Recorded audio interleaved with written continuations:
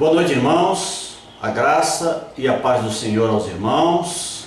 Com alegria, nós estamos aqui em mais uma noite de estudo bíblico, continuando no livro de Colossenses. Estamos no primeiro capítulo ainda do livro de Colossenses, onde Paulo escreve aos Colossos para combater uma heresia que estava se espalhando pela cidade de Colossos e também estava entrando na igreja de Colossos. E Paulo escreve essa epístola, essa carta, para combater e refutar o ensinamento dos falsos mestres, falsos profetas. E nós estamos já no final do capítulo 1. Nesta noite nós encerraremos o capítulo 1. O texto que nós vamos, o pedaço, a perícope que nós vamos falar hoje, expor hoje, está lá a partir do versículo 21 até o 29, do capítulo 1 da epístola de Paulo aos Colossenses. Capítulo 1, versículos 21 a 29. Vamos ler. Diz assim: E a vós outros também, que outrora éreis estranhos e inimigos no entendimento pelas vossas obras malignas, agora, porém, vos reconciliou no corpo da sua carne, mediante a sua morte, para apresentar-vos perante ele santos, inculpáveis e irrepreensíveis, se é que permaneceis na fé, alicerçados e firmes, não vos deixando afastar da esperança do evangelho que ouvistes e que foi pregado a toda criatura debaixo do céu, e do qual eu, Paulo, me tornei ministro. Agora me regozijo nos meus sofrimentos por vós, e preencho o que resta das aflições de Cristo na minha carne a favor do seu corpo, que é a igreja, da qual me tornei ministro de acordo com a dispensação da parte de Deus, que me foi confiada a vosso favor, para dar pleno cumprimento à palavra de Deus, o mistério que estivera oculto dos séculos e das gerações, agora, todavia, se manifestou aos seus santos, aos quais Deus quis dar a conhecer qual seja a riqueza da glória deste mistério entre os gentios, isto é, Cristo em vós, a esperança da glória, o qual nós anunciamos, advertindo a todo homem e ensinando a todo homem em toda a sabedoria, a fim de que apresentemos todo homem perfeito em Cristo. Para isso é que eu também me afadigo, esforçando-me o mais possível, segundo a sua eficácia, que opera eficientemente em mim. Até aí, o final do capítulo 1. Vamos orar. Senhor, meu Deus e Pai, nós te louvamos, te agradecemos, Deus, pelo privilégio de mais esta noite, ó Pai, nesse estudo bíblico, estarmos, Pai, expondo a Tua Palavra, ministrando a Tua Palavra. Senhor, abre as nossas mentes, o nosso entendimento, Pai, para que nós possamos compreender cada dia, Pai, os ensinamentos, as verdades contidas na Tua Palavra, Pai. Nos abençoa nesta noite, abençoa cada um que nos assiste e nos dá, Senhor, entendimento da Tua Palavra, Pai. Em nome de Jesus, Deus, nos ajuda para que nós não só entendamos a Tua Palavra, mas também a pratiquemos nas nossas vidas. Obrigado, Deus, por esse privilégio. Essa é a minha oração em nome do Teu Filho Jesus. Amém. Irmãos, aqui nesses últimos versículos do capítulo 1, portanto, aqui do capítulo 1 da Epístola de Paulo aos Colossenses, nós vimos aqui que agora nesse momento, nesse parágrafo, depois de Paulo ter falado sobre Cristo, né, nos parágrafos anteriores, falado sobre a excelência de Cristo, a obra de Cristo, em um dos parágrafos que mais se vê verdades sobre a pessoa e obra de Cristo, é nesses parágrafos que nós falamos a semana passada. Ele vai agora, né, a partir desses versículos, ele vai fazer uma apresentação dele próprio. Primeiro ele fala de Cristo, ele fala da excelência de Cristo, da supremacia de Cristo, da obra de Cristo, e agora ele vai como se fazer uma apresentação dele próprio, uma vez que a igreja de Colossos não o conhecia pessoalmente. Ele não havia estado em Colossos, foi através do seu filho na fé, Epáfras, que Paulo havia pregado para Epáfras, e Epáfras levou a palavra aos colossenses. Então a igreja de Colossos não conhecia Paulo. Então ele vai fazer agora uma apresentação dele próprio. Somente a igreja somente tinha ouvido falar dele, principalmente, né, através de Epáfras, que tinha sido pastoreado por ele. Portanto, aqui neste parágrafo que nós acabamos de ler, nós vemos Paulo falar de si mesmo, não para se exaltar, mas como uma apresentação dele e de seu ministério. Paulo vai falar aqui, vai se apresentar ele como pessoa, não se exaltando, mas sim exaltando a pessoa de Cristo. Nessa sessão, Paulo aqui vai explicar os seus 3 ministérios. Paulo vai falar dos seus 3 ministérios. E nós vamos, muito resumidamente, falar desses ministérios que Deus deu a Paulo, Deus ordenou a Paulo na obra que ele, Paulo, faria. Então, o primeiro ministério aqui de Paulo é o ministério de pregar o Evangelho. Está nos versículos 21 a 23, vai falar isso, né? Paulo inicia o versículo 21 mostrando a condição antiga dos irmãos de Colossos, né? Nós vamos ver aqui, ó. E a vós outros também, que outrora éreis estranhos e inimigos no entendimento pelas vossas obras malignas. Então Paulo está falando aqui do que os irmãos de Colossos, do que eles eram antes.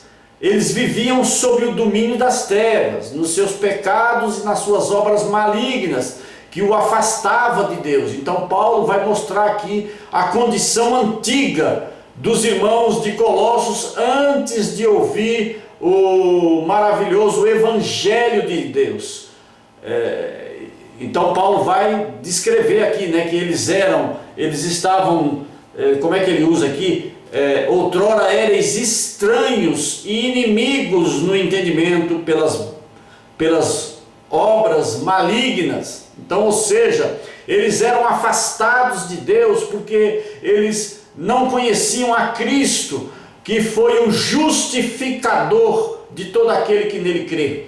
E eles não tinham essa condição outrora, faziam obras malignas. As obras malignas aqui eram as obras que não são focadas em Deus, focada no próprio homem muitas vezes. Então ele, no versículo 22, logo em seguida, ele mostra a reconciliação no presente. Primeiro ele fala do passado dos cristãos, dos irmãos de Colossos, e agora ele vai falar no presente no versículo 22. Ele diz: agora, porém, vos reconciliou no corpo da sua carne.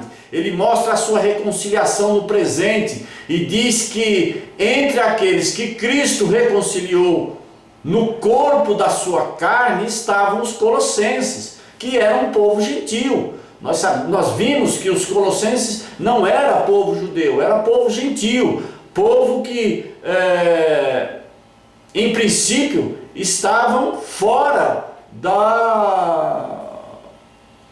do foco, né? Fora do povo de Deus. O povo de Deus era só considerado o povo Israel, o povo de Israel, o judeu. E então ele era o gentio, eles eram gentio. Com essa afirmação, Paulo provavelmente está combatendo aqui a ideia gnóstica de que a salvação era apenas para poucos privilegiados. Os gnósticos ensinavam isso, que através de uma revelação especial de Deus, Deus chamava uns poucos privilegiados para serem salvos através dessa revelação mística de Deus. Era isso que os gnósticos ensinavam, que através do conhecimento místico de Deus.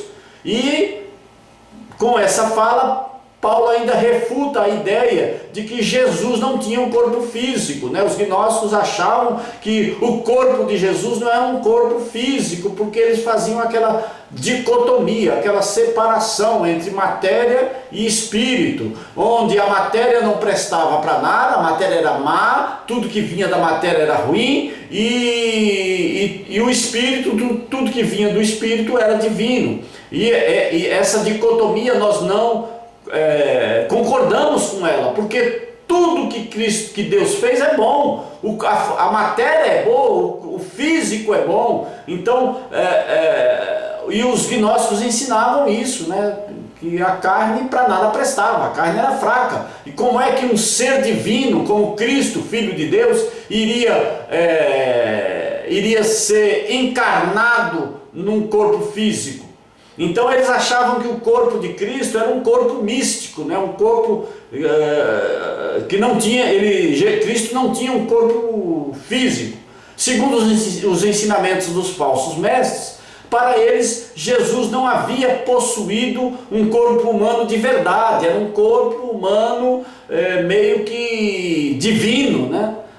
Uma vez que ele era divino. Então Paulo enfatiza o corpo físico de Jesus pregado na cruz, quando ele diz aqui, olha, no versículo 22, ele diz que eles agora vos reconciliou no corpo da sua carne, está falando aqui de Cristo, do corpo de Cristo, da carne de Cristo, mediante a sua morte, para apresentar-vos perante os santos, inculpáveis e irrepreensíveis. Então Paulo enfatiza aqui o corpo físico de Jesus Cristo pregado na cruz. A reconciliação tem como objetivo a santidade pessoal.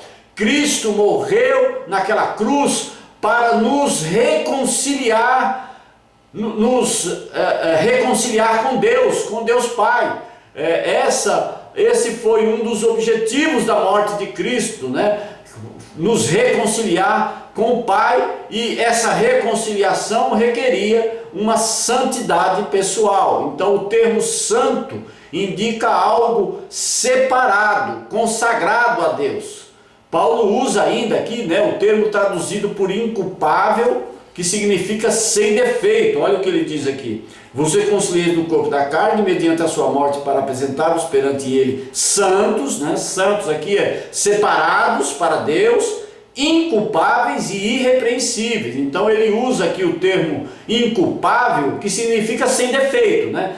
Remete a essa inculpável aqui, é a mesma palavra utilizada lá quando se ia oferecer o cordeiro para Deus, que deveria ser um cordeiro sem defeito. Esse sem defeito é a mesma palavra utilizada por Paulo aqui para inculpável, a mesma palavra. E ele usa também a palavra irrepreensível, que significa livre de acusações. Uma vez que fomos reconciliados com Deus, não podemos mais ser acusados de coisa alguma.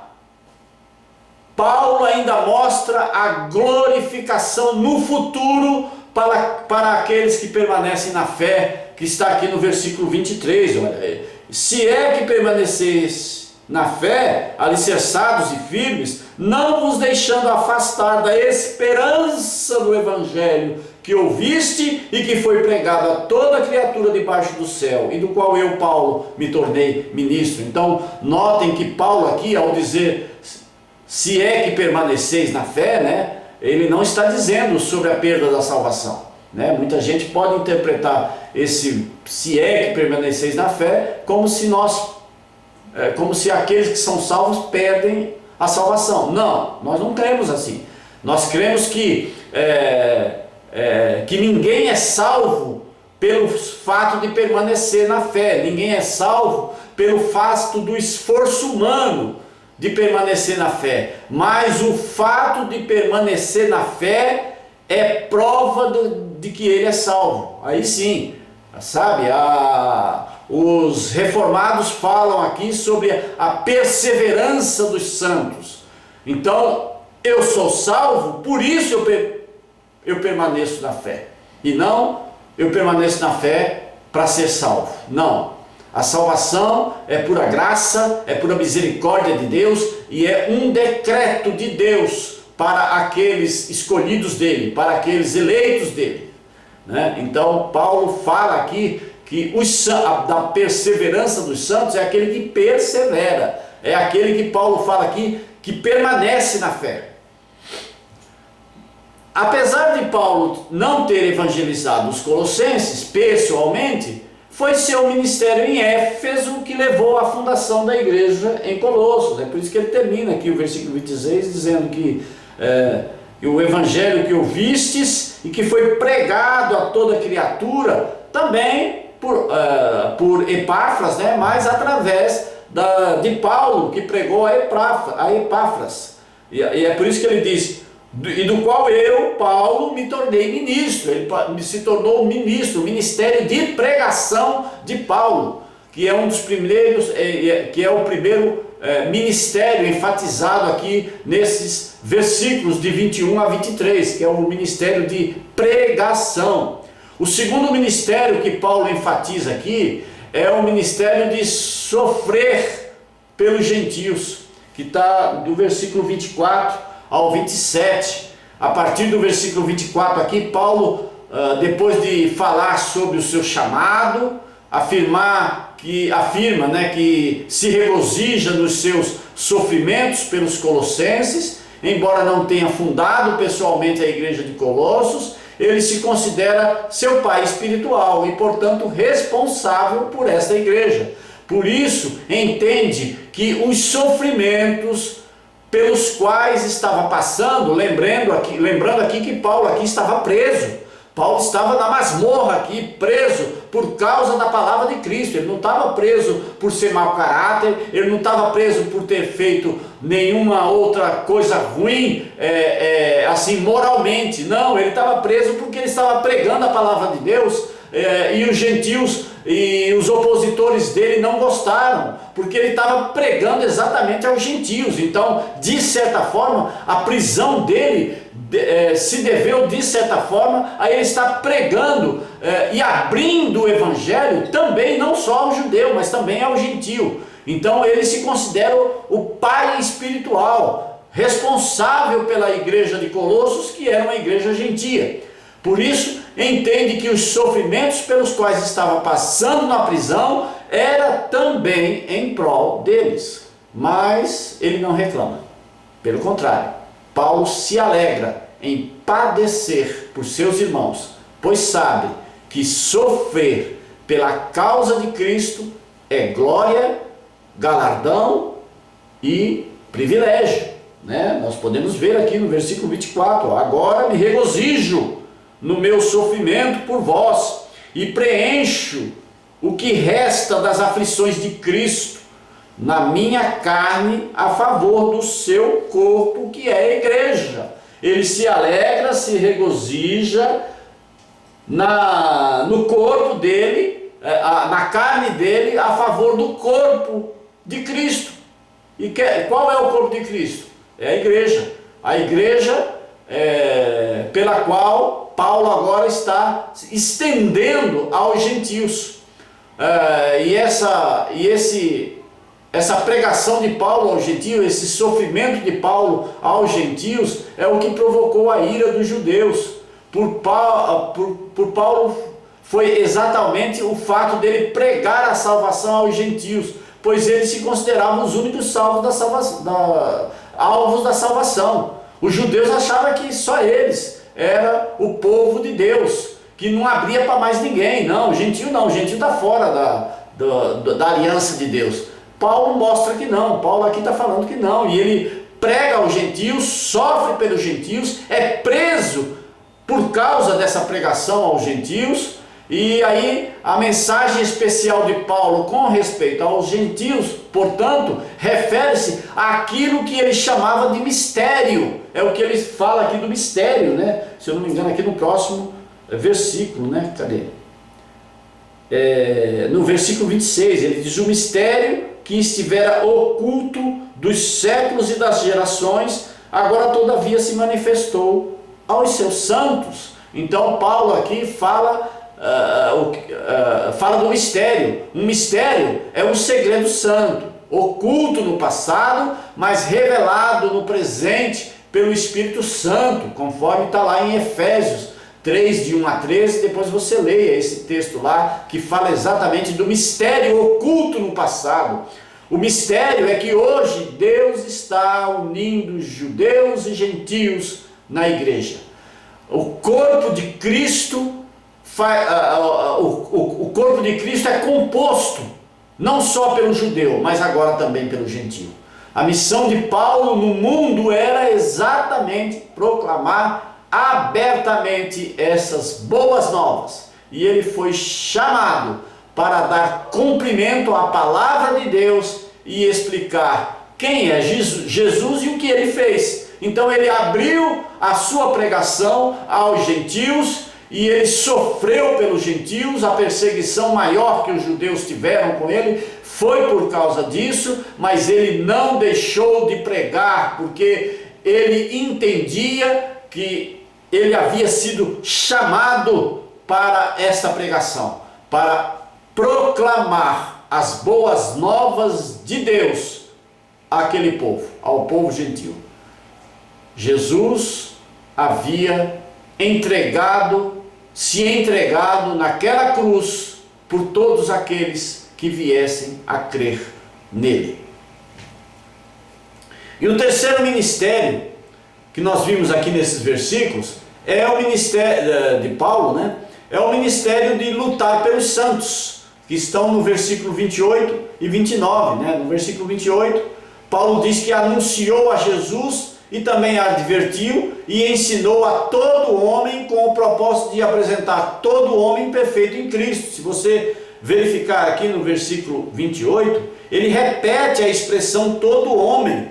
Ele diz, o qual nós anunciamos, advertindo a todo homem e ensinando a todo homem em toda a sabedoria, a fim de que apresentemos todo homem perfeito em Cristo. Ele repete a expressão todo homem 3 vezes no mesmo versículo, para mostrar a extensão pela qual ele tinha o alvo de atingir todos aqueles cristãos que recebessem a sua pregação, a sua advertência e também o seu ensinamento.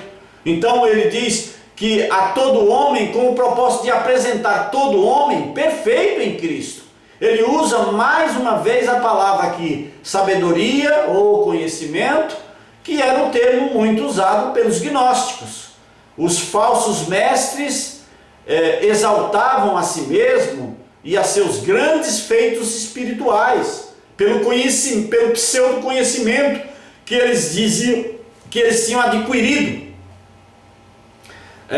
Pregavam um conjunto de ensinamentos, enquanto Paulo pregava uma pessoa.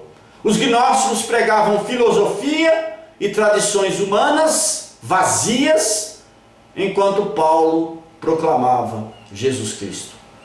Paulo não apenas pregava, mas também advertia e ensinava. O termo aqui, sabedoria, significa o uso correto do conhecimento. O termo, o que é sabedoria? Sabedoria é você saber usar corretamente o teu conhecimento. No versículo 29 Paulo diz que, por um lado, trabalha e luta o máximo possível para cumprir o seu ministério. Olha o versículo 20, vamos olhar o versículo 29. Para isso é que eu também me afadigo, ou seja, para isso é que ele também se cansa, se afadiga, esforçando-me o mais possível, segundo a sua eficácia, que opera eficientemente em mim. Então, Paulo diz aqui que, por um lado, trabalha e luta o máximo possível para cumprir o seu ministério de pregar, de ensinar e de advertir. Então, Paulo luta pelos santos no sentido de que ele luta o máximo possível para cumprir o seu ministério, mas por outro lado, ele reconhece que só pode fazer isso por causa da eficácia da operação de Deus nele. Paulo não tinha a convicção de que por ele mesmo, pelo conhecimento dele, olha que Paulo tinha conhecimento, tinha experiência com Deus, então por tudo isso ele sabia que ainda assim ele era ineficaz por ele mesmo, senão ele só tinha essa eficácia, essa eficácia toda vinha da operação que Deus operava nele, de Deus nele. Essa é a combinação da responsabilidade humana com a sabedoria de Deus. Então, irmãos, Paulo mostra aqui, se apresenta aqui aos cristãos de Colossos e apresenta o seu ministério, né? o seu ministério, quem agora ele, Paulo, é. Portanto, aqui, irmãos, eu já estou concluindo, dizendo que nós vemos nesses versículos o apóstolo Paulo dizendo aos colossenses que ele está preso, mas se alegra por isso, pelo fato de cumprir a missão que recebeu de Deus. Aqui se encontra uma das melhores descrições bíblicas do ministério pastoral. Paulo, ao falar dele, está falando do ministério pastoral. A tarefa dos pastores, qual é a tarefa dos pastores, né? A tarefa dos pastores foi com essa finalidade que Deus os chamou. Para quê? Para pregar, advertir e ensinar. O alvo é apresentar cada pessoa perfeita em Cristo Jesus no dia do juízo final. Todo o trabalho do pastoreio é para cuidar das ovelhas, que não é do pastor, mas é do pastor com P maiúsculo.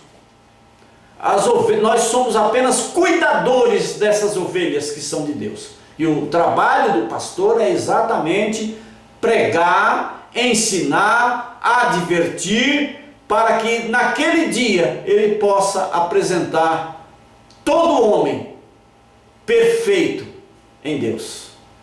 É isso que Paulo faz aqui, né? Paulo diz aqui, né? Paulo ele descreve aqui que ele visava cumprir a obra dele, Paulo, como ministro de Deus, buscar o crescimento e fortalecimento dos cristãos para que pudessem enfrentar a heresia que batia à porta.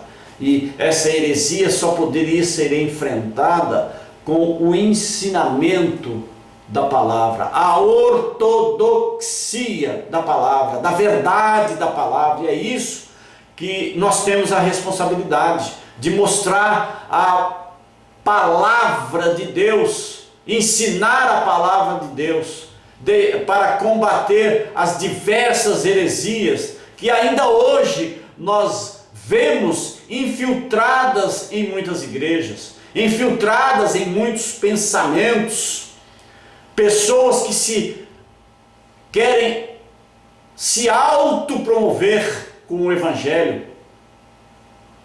Até hoje é assim.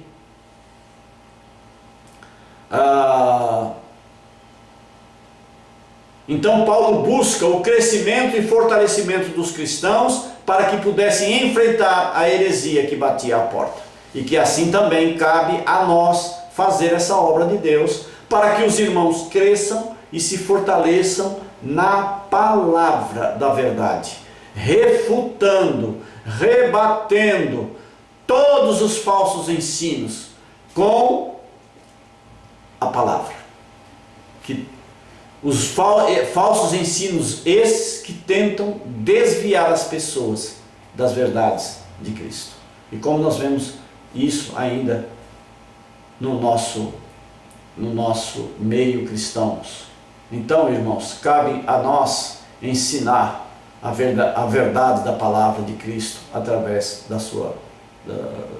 da palavra deixada da Bíblia. Dessa espada maravilhosa, essa espada que combate todo e qualquer falso ensinamento. Que Deus nos abençoe, que Deus nos ajude a continuar nesta maravilhosa obra que Deus concede, não só a mim, mas a todos nós. Todos nós somos ministros de Deus para falar, para pregar às pessoas as boas novas, para pregar às pessoas que só Cristo pode salvar. Só Cristo que tomou sobre si todas as nossas dores, os nossos erros, e levou para aquela cruz, encravou naquela cruz toda a sentença que era contra nós. Então, que Deus nos ajude a continuar fazendo esta maravilhosa obra de Cristo, para levar cada dia mais àqueles que Ele quer alcançar. Que assim nós sejamos abençoados com isso, irmão, e que assim nós sejamos ajudados por Cristo. Que continuemos perseverando na fé, continuemos, irmãos, pregando a verdade da palavra de Cristo, da palavra de Deus. Deus abençoe a você, Deus abençoe a cada um que nos assiste. Vamos orar. Senhor, meu Deus e meu Pai, nesta noite, ó Deus, nós te louvamos, te agradecemos, Deus, por mais um momento de ensino da Tua palavra. Senhor, nos ajuda, Pai, a continuar, ó Pai, promulgando, falando desta palavra, Pai, àqueles que necessitam, Pai. Nos instrumentaliza a cada dia, Pai, a sermos, ó Pai, arautos Teus nessa tarefa maravilhosa de pregar as Tuas boas novas, ó Pai, através do Teu Filho Jesus, Senhor.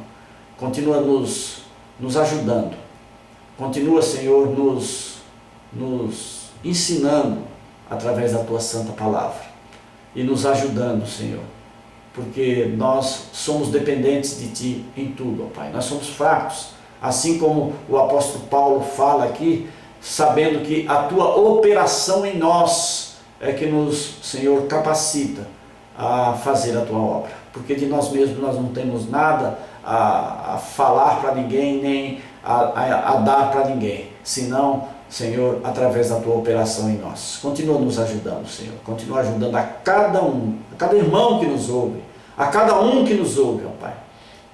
Faz, Senhor, da Tua palavra aquilo que Te apraz a cada um que nos ouve. E, Senhor, continua nos ajudando, Pai, a expor, a ensinar, a advertir aos nossos irmãos, através da Tua santa e poderosa palavra.